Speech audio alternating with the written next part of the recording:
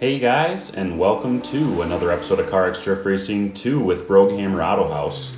Today's focus is all on the Panther M5. This is the newer version of the Mazda MX-5. It's a Tier 1 car, and I do have the 2-liter i4T engine swap, which is basically an SR20. That's a 2-liter straight 4 turbo car. So this one is going to be a good episode today, guys. I have a clip coming up here that I'm going to do a little formula drift analysis type deal on, and then we'll jump into the tune and we'll see what you guys think there. All right, so we're on Kami Road. Good flick into initiation. We're going to go wide here and make sure that we set ourselves up for the outer zone, a good fill of the outer zone 1. We're going to flick back and try to keep our back bumper close to here, but we do need to come off the wall early to hit that inside clipping point to put us on the right trajectory for the next turn. You can see I got out to the rails there, a little bit of wavering. Got out to the rails left and smooth around the whole corner coming over the crest. Now this one, interesting here on the transition, didn't get back on throttle soon enough, so it kind of set me up for a weird line, but I got the clipping zone. And then this spot here always is a hard one to set up because it's downhill, off camber turn, and sometimes you can go in there with a little too momentum and send yourself into the wall. Got the edge of that clipping zone, but not filled how an FD judge would prefer to have them filled. A little manji for that area there for the straight, and then coming through out to this kind of big sweeper turn, which has proven to be a challenging turn for me in the past. Just the way that it kind of works with the cars. There's not any cars that I feel really nail that corner 100%. I got to figure something out with that, but it's just been different. So we get to the outside zone 2 here. I was on a perfect line, but I was just a hair too wide, clipped the wall, but just stayed in throttle and got back in it. You know, we're not perfect. Nobody drives perfect every time. Sometimes you hit the wall, your multiplier goes away, and you just got to mash the throttle to get back into it. So a little lazy on that sweep on the outside turn there. But that's going to be the end of the FD judging here, and we'll jump into the tuning. Alright guys, so let's get to the body kits and tuning on the Panther M5. As you can see here, when I go to the body kits, I do have the Missile body kit on mine. It's the one that I thought looked most aggressive and cool in my opinion. I did check out the CBW, as you can see here on the screen, as well as the R&T, which is more of like the Rocket Bunny. I may eventually do the R&T kit with it as well, but for now, since I have it set up with the Missile, with the over fenders and everything, that is kind of where my preference lands. So we'll jump back here. I do have the 2-liter i4 engine swap for it. So as you can see here, when I go into tuning, I do have it upgraded to Pro Drift 3. And then I also have the 2-liter i4 turbo, which is basically an SR20 in real-world engines. So I've swapped that in. I have a custom tune setting for it. This will be under BrogAutohaus, as you can see me typing here on the screen, up in the tuning workshop. So check for it there. When the video is live, the tuning will be live there as well. So check on that. We'll jump into the settings here and see how everything looks. So as you can see, we're starting off with 12 centimeters of spring size, starting with 76 Newton meters of spring stiffness, 110 on the sway bar. I usually do run my front sway bar very stiff and the rear really loose. Not sure if that's considered what everybody else runs and what you guys like, but that's how I run it. 10 degrees of positive toe in the front, negative 5 degrees of camber with 9.9 caster and 78% Ackerman. I get a lot of people asking all the time, you know, I'm spinning out, I need to change something so I stop spinning out. A lot of that will have to do with your Ackerman angle. The higher this level, so I have mine at 78%, that'll allow a good amount of front slip to let the rear wheels drive the drift. Now, if you're spinning out and you're trying to save it after having big angle and it's not catching enough, just lower your Ackerman level maybe down to 65 or 68, go down, 5-10% at a time, and see if that makes a big enough difference for you. If not, also add additional or less caster as well. That'll help on top of everything. This one has 65 degrees of wheel divergence angle, which is how sharp the wheels steer. The bumps, I don't think I've messed with. Fast bump, slow bump, rebound, all that, I believe is how it was when I got the car.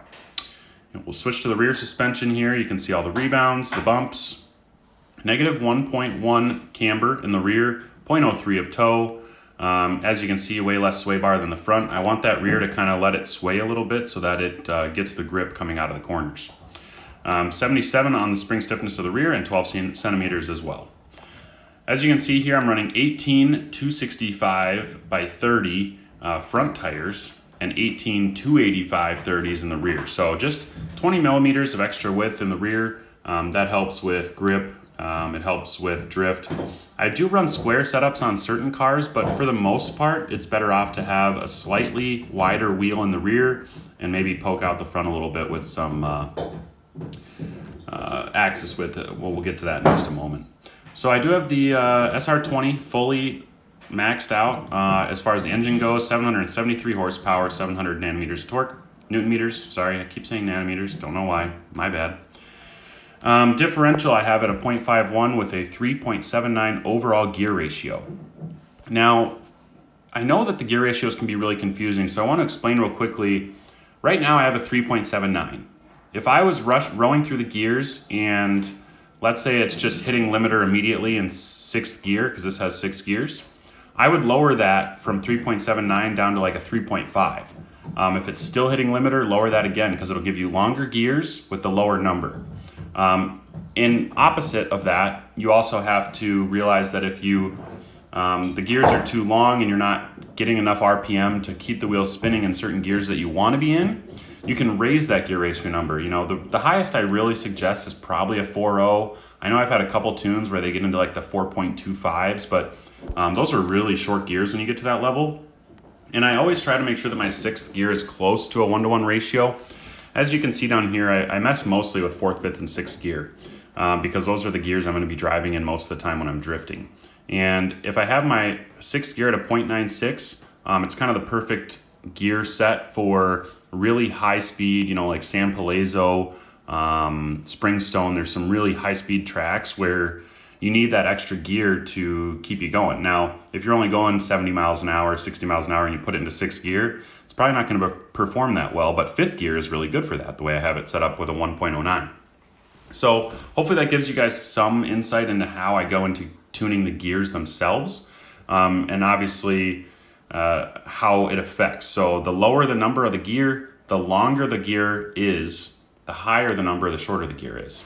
I don't know if that makes sense for you guys, but think about it or Google it a little bit. I know Donut Media has done some stuff on that as well. Braking momentum, I have kind of right in the middle with most of it shared to the front axis at 75%. I have 1 centimeter of rear axis width. That was just a fitment thing, I think. I'll zoom in here on it. Yeah, I just wanted it to fit kind of nice on the back. To be honest, I could poke the front out. I might do that. It might help the tune a little bit. We'll go to 4 centimeters and try that out. This thing's only 1,000 kilograms. It's really, really light and not much center of mass height. So let's jump out, do a little test rip, and see how it performs.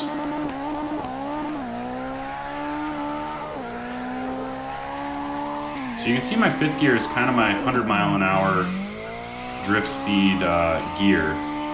And I'm on limiter a little bit, but when we get out to one of these bigger corners here, ooh buddy, 3-wheel motion.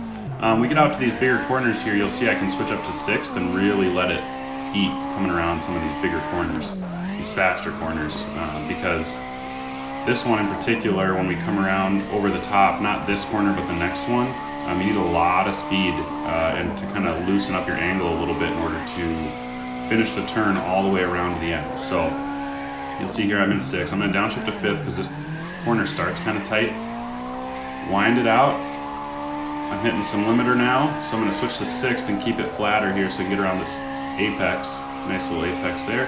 You need to flick it around and downshift because this next corner is pretty tight, so that's why the downshift came. A little bumper tap. Maybe a little too much of a bumper tap, but I'll call it good. Whip it in backwards. I'm going to go to 3 here, back to 4.